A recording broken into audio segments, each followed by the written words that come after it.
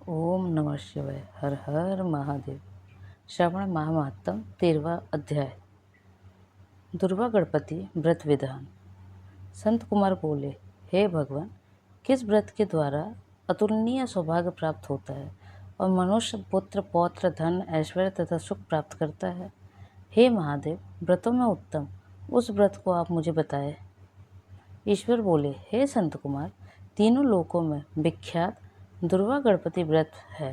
सर्वप्रथम भगवती पार्वती ने श्रद्धा के साथ इस व्रत को किया था। हे मुनि सत्तम, इसी प्रकार पूर्व में सरस्वती, महेंद्र, विष्णु, कुबेर, अन्य देवता, मुनिजन, गंधर्व, किन्नर, इन सभी ने भी इस व्रत को किया था। श्रवण मास की शुक्ल पक्ष की शुद्ध व महापुण्यदायिनी चतुर्थी तिथि को इस व्रत को करना चाहिए, क्योंकि उसी दिन सभी पाप समूह का नाश हो जाएगा। चतुर्थी के दिन संपूर्ण स्वर्ण पीठासीन स्थित एकदंत गजानंद विघ्नेश की स्वर्णमयी प्रतिमा बनाकर उसके आधार पर स्वर्णमय दुर्वा को स्थापित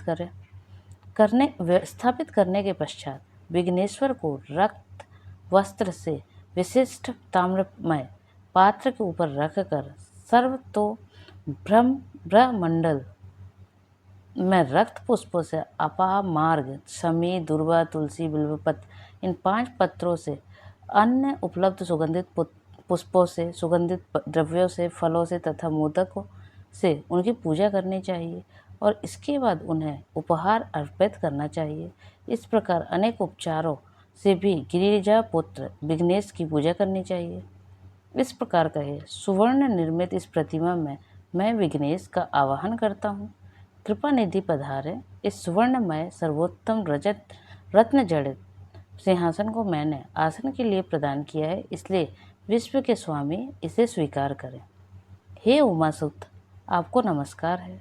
हे विश्वव्यापिन, हे सनातन, मेरे समस्त कष्टों को आप नष्ट कर दें। मैं आपको पाद्य समर्पित करता हूँ। गणेश्वर, देव, उमापुत्र तथा मंगल का विधान करने वाले को यह अर्घ्य प्रदान करता है।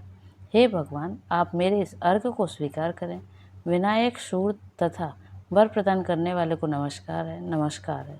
मैं आपको यह अर्घ्य समर्पित करता हूँ, इसे ग्रहण करें। मैंने गंगा आदि सभी तीर्थों से प्रार्थना पूर्वक यह जल प्राप्त किया है। हे सुरपुंगव, आपके स्नान के लिए मेरे द्वारा प्रदत्त इस जल को स्वीकार कीजिए। सिंदूर से चित्रित तथा कुमकुम से रंगा हुआ यह वस्त्र युग्म आपको दिया गया है, आप इसे ग्रहण करें। लंबोदर तथा सभी विघ्नों का नाश करने वाले देवता को नमस्कार है। उमा के शरीर के मल से आविर्भूत हे गणेश जी, आप इस चंदन को स्वीकार करें। हे सुरश्रेष्ठ, मैंने भक्ति के साथ आपको रक्त चंदन से मिश्रित अक्षत अर्पण किया है। हे सुरसत्तम, आप इसे स्वीकार करें। मैं चंपा के पुष्पों, केतकी के पत्रों तथा जपा कुसुम के पुष्पों से गौरी पुत्र की पूजा करता हूँ। आप मेरे ऊपर प्रसन्न हो। सभी लोगों पर अनुग्रह करने तथा दानवों का वध करने के लिए स्कंद गुरु के रूप में अवतार ग्रहण करने वाले, आप प्रसन्नता पूर्वक यह धूप लीजिए। परम ज्योति प्रकाशित करने वाले तथा सभी सिद्धियों को देने वाले आप महादेव पुत्र को मैं दीप अर्पण करता हूँ, आपको नमस्कार है। इसके बाद गणानाम त्वम इस मंत्र से मोदक, 4 प्रकार के अन्न, पायस तथा लड्डू आदि का नैवेद्य अर्पण करें। मैं आपके मुख शुद्धि के लिए आदरपूर्वक कपूर, इलायची तथा नागवल्ली के दल से युक्त तांबूल आपको प्रदान करता हूँ। हिरण्य गर्भ में स्थित अग्नि के सुवर्ण बीज को मैं दक्षिणा स्वरूप मैं आपको प्रदान करता हूँ, अतः आप मुझे शांति प्रदान कीजिए। हे गणेश्वर, हे गणाध्यक्ष, हे गौरीपुत्र, हे गजानन, हे इवानन, आपकी कृपा से मेरा व्रत पूर्ण हो। इस प्रकार आप अपने सामर्थ्य के अनुसार विघ्नेश का विधिवत पूजन करके उपस्कर निवेदित सामग्री सहित गणाध्यक्ष को आचार्य के लिए अर्पण कर देना चाहिए। उनसे प्रार्थना करें, हे भगवान, हे ब्राह्मण, दक्षिणा सहित गणराज की मूर्ति को आप ग्रहण कीजिए। आपके वचन से मेरा यह व्रत आज पूर्णता को प्राप्त हो। जो मनुष्य 5 वर्ष तक इस प्रकार व्रत करके उद्यापन करता है, वह वांछित मनोरथ को प्राप्त करता है और देहांत के बाद शिवलोक को जाता है। अथवा 3 वर्ष तक जो इस व्रत को करता है, वह सभी सिद्धियां प्राप्त करता है। जो व्यक्ति उद्यापन के बिना ही इस उत्तम व्रत को करता है, विधि के अनुसार भी इसका जो कुछ किया हुआ होता है वह सब निष्फल हो जाता है। अब उद्यापन विधि बताई जाती है। उद्यापन के दिन प्रातः काल तिलों से स्नान करें। उसके बाद व्यक्ति एक पल या आधा पल या उससे भी आधे पल की स्वर्ण की गणपति की प्रतिमा बनाकर पंचगव्य में से स्नान कराकर भक्ति तथा श्रद्धा के साथ इन 10 नाम मंत्रों से ध्रुवादलों के से सम्यक पूजन करें। हे गणाधीश, हे उमापुत्र, हे अघनासन, हे विनायक, हे ईशपुत्र, हे सर्वसिद्धि प्रदायक, हे एकदंत, हे हिवक्तपुत्र, हे मूषक वाहन, आपको नमस्कार है। आप कुमार गुरु को नमस्कार है। इन नाम पदों से पृथक पृथक पूजन करें।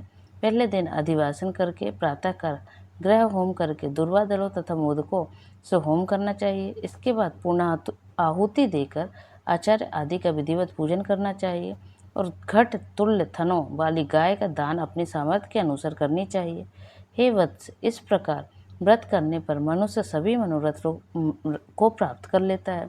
हे संत कुमार, अपने प्रिय पुत्र गणेश के व्रत करने से संतुष्ट होकर मैं उस मनुष्य को पृथ्वी पर सभी सुख प्रदान करके अंत में उसे सद्गति देता हूँ। जैसे दुर्वा अपनी शाखा प्रशाखाओं के द्वारा वृद्धि को प्राप्त होती है, उसी प्रकार उस मनुष्य की पुत्र पौत्र आदि संतति निरंतर बढ़ती रहती है। हे संत कुमार, मैंने दुर्वा गणपति का यह अत्यंत गोपनीय व्रत कहा है। सुख चाहने वालों को इस सर्वोत्कृष्ट व्रत को अवश्य करना चाहिए। इस प्रकार श्री स्कंद पुराण के अंतर्गत ईश्वर संत कुमार संवाद में श्रवण मास महात्म में दुर्वा गणपति व्रत कथन नामक 13वां अध्याय पूर्ण हुआ। ओम नमः शिवाय। हर हर महादेव।